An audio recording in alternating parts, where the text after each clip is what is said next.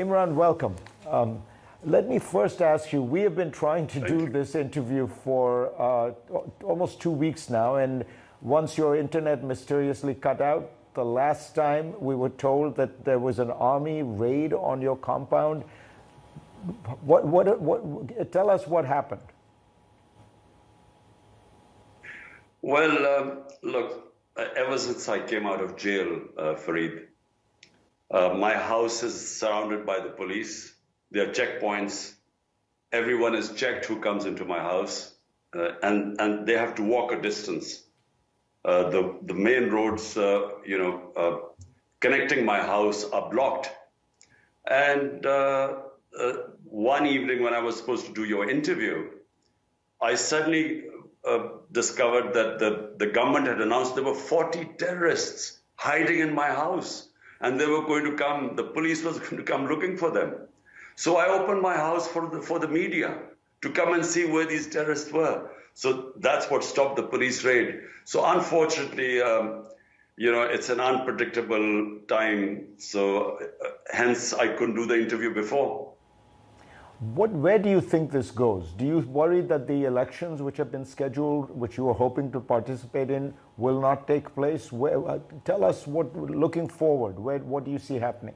Well, Fareed, my worry so far is about our democracy is being dismantled.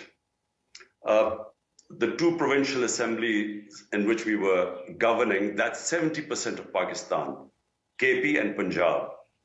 We dissolved our governments, and the constitution is clear, you have to have elections within 90 days. The government wouldn't hold the elections. We then had to go to the Supreme Court. Supreme Court ruled that the elections must be held within 90 days and gave the date of 14th May for the election of Punjab. The government refused. They violated the constitution and the orders of the Supreme Court. Now my worry is that even the national elections, which are scheduled for October, I'm worried that even they won't hold the elections unless and until they are clear that PTI, my party, won't win. Right now, our rating is above 70%. Out of 37 by-elections, we have swept 30. So they are petrified of elections. And because they are scared that PTI and I will be back into power, everything is being done to dismantle our democracy. So right now, as we speak, over 10,000 workers have been arrested. My entire senior leadership is in jail. Tuesday, I'm going to make an appearance for various bails in Islamabad. 80% chances are that I will be arrested. So right now, there's no rule of law. One of the judges cried while saying that he gave people bail and they were rearrested when they got out of the court. The Supreme Court Chief Justice, when he says elections are to be held on 14th of May, when his decisions are discarded. So we are heading towards law of the jungle. Might is right. Right now, there's no rule of law in this country. Imran Khan, who is at the center of a political maelstrom in his country right now. Imran, you know how the story goes, that the army was happy to work with you in your first incarnation. In fact, they supported you, but then they found you uncontrollable, and they essentially engineered your ouster, and now you have taken them on openly.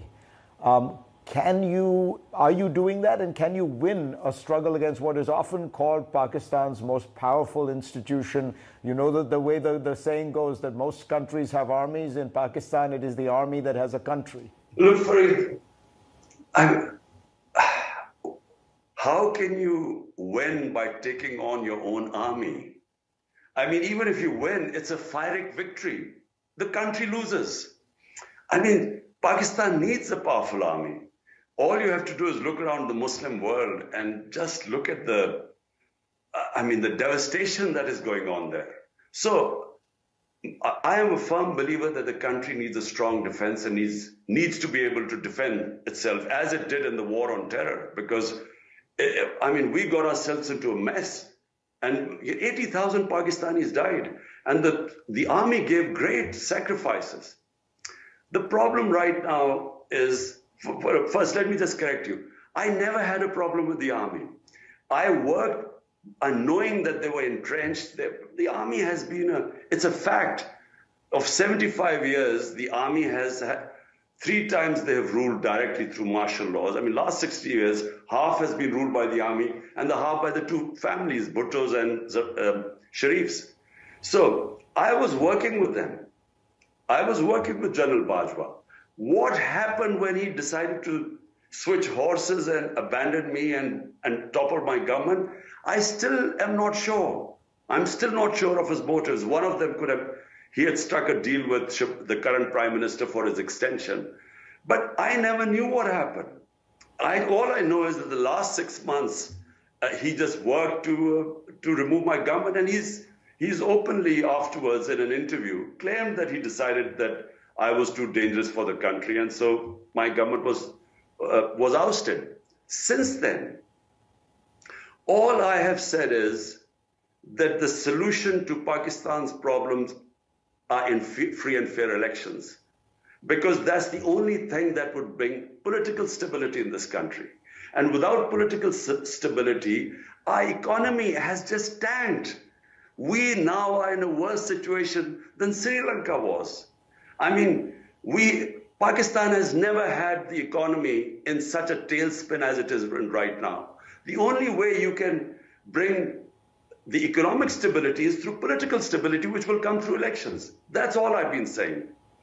Now, the problem I'm facing is that somehow the current lot, the what I call the PDM parties, they have aligned themselves with the establishment. And they have convinced the establishment that if there are elections, they're going to lose, which is a fact. Now, in order to keep me out, the whole democratic system is being dismantled. So when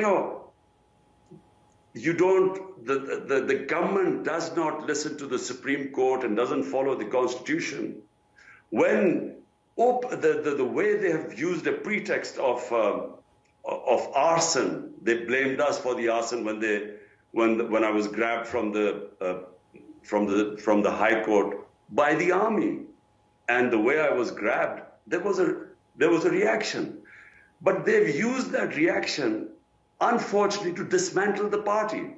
So I mean, they have over 10,000 workers are jailed. A lot of women have been jailed, which has never happened before. There also was an attempted assassination on you, Imran. Do you think that was directed by the army, and do you think you are safe now?